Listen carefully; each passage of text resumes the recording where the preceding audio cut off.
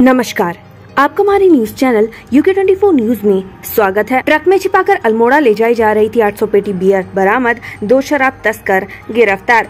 शराब तस्करों के खिलाफ चलाए जा रहे अभियान के तहत मुक्तेश्वर पुलिस ने 800 पेटी बियर सहित 2 तस्करों को गिरफ्तार किया है। बताया जा रहा है कि बियर उधम सिंह नगर से अल्मोड़ा ले जाई जा रही थी। बहरहाल आरोपी के खिलाफ मामला दर्ज कर जाँच की जा रही है। धर्मनगरी हरिद्वार में अवैध मजारों पर चला पीला पंजा, 3 स्थानों से हटाए गए अतिक्रमण। न्यायालय के आदेश के बाद प्रदेश भर में अतिक्रमण के विरुद्ध अभियान चलाया जा रहा है। इसी क्रम में आज एक बार फिर धर्मनगरी में 3 स्थानों पर अतिक्रमण कर बनाए गए अवैध मजारों पर कार्रवाई की गई है। दरअसल कनखल थाना क्षेत्र के जमालपुर और जगजीतपुर क्षेत्र में अवैध रूप से बनाए गए मजारों को ध्वस्त किया गया है। इस दौरान प्रशासनिक अधिकारियों सहित भारी मात्रा में पुलिस बल मौजूद रहा। बेरीनाग में भवन कर के विरोध में सड़कों पर उतरे लोग पालिका प्रशासन को दी आंदोलन की चेतावनी। 4 अगस्त 2023 को मुख्यमंत्री पुष्कर सिंह धामी ने बड़ा फैसला लेते हुए नगर पंचायत बेरीनाग को नगर पालिका परिषद बेरीनाग बनाने पर सहमति व्यक्त की थी। इसके बाद नियमानुसार पालिका प्रशासन ने बेरीनाग के लोगों को भवन कर से संबंधित नोटिस भेजे, लेकिन अब लोग भवन कर के विरोध में सड़कों पर उतरकर जुलूस निकाल रहे हैं। देहरादून में मंदिर के कार्यक्रम में भिड़े बीजेपी के 2 गुट, महिला मोर्चा की उपाध्यक्ष हुई घायल, क्रॉस FIR दर्ज। शुक्रवार रात देहरादून के टीचर्स कॉलोनी के मंदिर में आयोजित कार्यक्रम में बीजेपी के 2 गुट आपस में भिड़ गए। मारपीट में बीजेपी महिला मोर्चा की उपाध्यक्ष सुमन सिंह घायल हो गई। सुमन को अस्पताल में भर्ती करवाया गया है। सिस्टम के दावों की हकीकत, बुजुर्ग महिला को डंडी कंडी के सहारे पहुंचाया गया हॉस्पिटल। थानखाल भलगांव सुराड़ी मोटर मार्ग का कार्य पूरा न होने से लोगों को परेशानी से जूझना पड़ता है। स्थिति तब विकट हो जाती है जब गांव में कोई बीमार हो जाता है। ग्रामीणों को मरीज को डंडी कंडी के सहारे हॉस्पिटल पहुंचाना पड़ता है।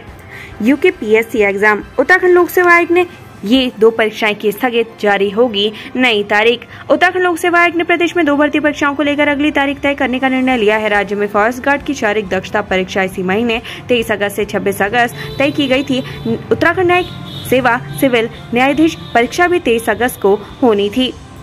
नागराजा और हुण देवता ने खेली दूध दही की होली, अवतरित होकर श्रद्धालुओं को दिया आशीर्वाद। उत्तरकाशी में हुण देवता मंदिर में श्रद्धा का जनसैलाब उमड़ा। इस दौरान श्रद्धालुओं ने हुण देवता को दूध दही मक्खन भेंट किया। साथ ही श्रद्धालुओं ने देवता से सुख समृद्धि की कामना की। केदारनाथ हाईवे पर सफर खतरा है जान, कई जगह मार्ग वॉश आउट। उत्तराखंड में भारी बारिश से केदारनाथ हाईवे जगह जगह भूस्खलन की चपेट में आ गया है। मार्ग पर वाहन चालक जान जोखिम में डालकर आवाजाही कर रहे हैं, जो खतरे का सबब बन सकता है।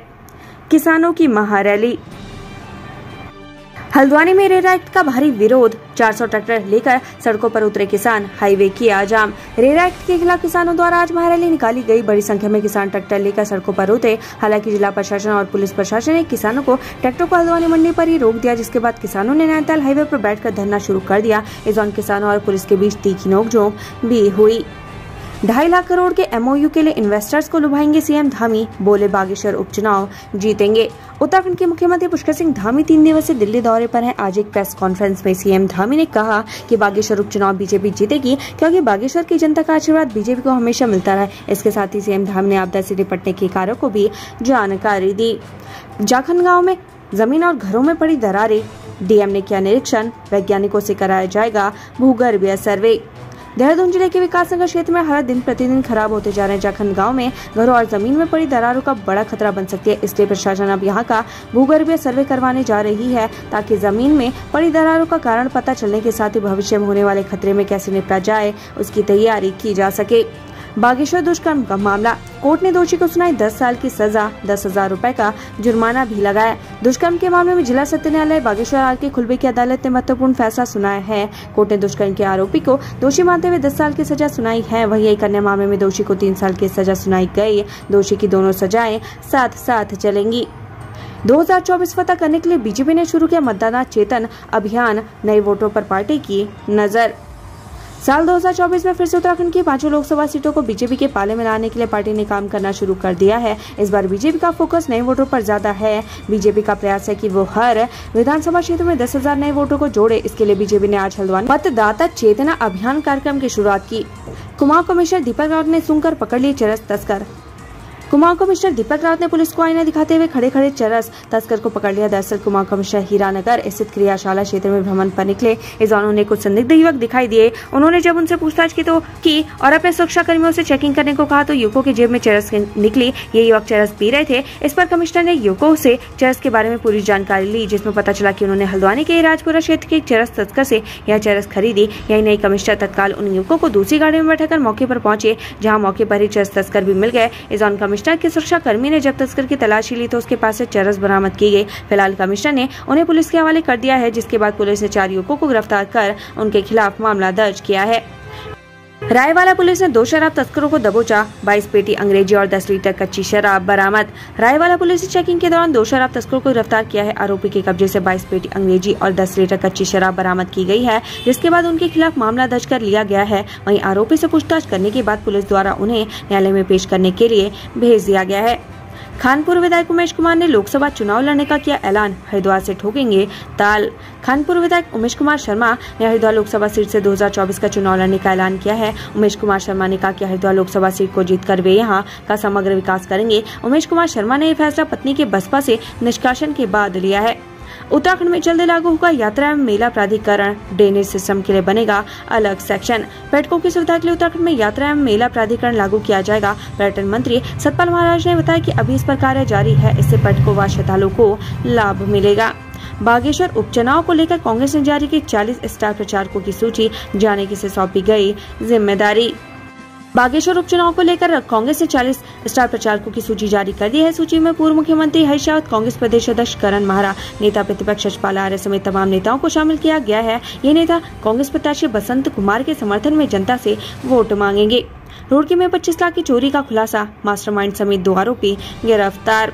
गंगनहर कोतवाली पुलिस ने पाइप गोदाम से 25 लाख रुपए की चोरी करने वाले मास्टरमाइंड समेत 2 शातिर चोर को गिरफ्तार करने में सफलता हासिल की है। पकड़े गए आरोपी के 2 अन्य साथी अभी फरार हैं। पुलिस दोनों फरार आरोपी की तलाश कर रही है। पुलिस ने पकड़े गए आरोपी के कब्जे से चोरी की गई 8 लाख रुपए की रकम भी बरामद की है। रामनगर में युवाओं के सपनों को लगेंगे पंख, मिनी स्टेडियम का मंत्री रेखा आर्य ने किया लोकार्पण। कालाडूंगी विधानसभा के बैले पड़ाव और आसपास के क्षेत्र के युवाओं के लिए खुशखबरी है, क्योंकि आज कैबिनेट मंत्री रेखा आर्य ने ग्राम सभा रतनपुर में 24,85,000 की लागत से मिनी स्टेडियम का लोकार्पण किया। इसके बाद युवाओं में उम्मीद जगी है कि अब उनके सपनों को पंख लगेंगे और वह खेल के क्षेत्र में प्रदेश और राज्य का नाम रोशन करेंगे। हरिद्वार में गंगा किनारे आयोजित हुआ ओमकारेश्वर महायज्ञ, आचार्य बालकृष्ण ने की शिरकत। शनिवार को धर्मगृह हरिद्वार में गंगा किनारे ओमकारेश्वर महायज्ञ शुरू किया गया। विश्व में सनातन धर्म की पुनर्स्थापना के उद्देश्य से किए जा रहे इस यज्ञ का नेपाल के बाल योगी चंद्रदेव महाराज के सानिध्य में आयोजित किया जा रहा है, जिसके लिए नेपाल से 300 लोगों का दल हरिद्वार प्रवास पर आया है। 3 दिनों तक चलने वाले इस महायज्ञ का उद्देश्य सनातन वैदिक धर्म की पुनर्स्थापना के साथ साथ जन कल्याण है, जिसके लिए नेपाल और भारत में 18 महायज्ञ किए जाने हैं। योजना को लगा झटका, अब मिड डे मील में 6 लाख से अधिक छात्रों को नहीं मिलेगी झंगोरे की खीर।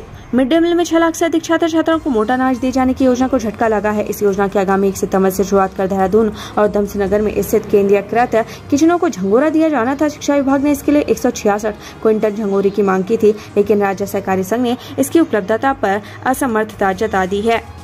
मानसून के बाद शहरों की धारण क्षमता का हुआ अध्ययन, मसूरी, नैनीताल सहित इन 15 शहरों से होगी शुरुआत। भवनों और आबादी के बढ़ते दबाव को देखते हुए प्रदेश के सभी प्रमुख शहरों की धारण क्षमता का अध्ययन मानसून के बाद शुरू हो पाएगा।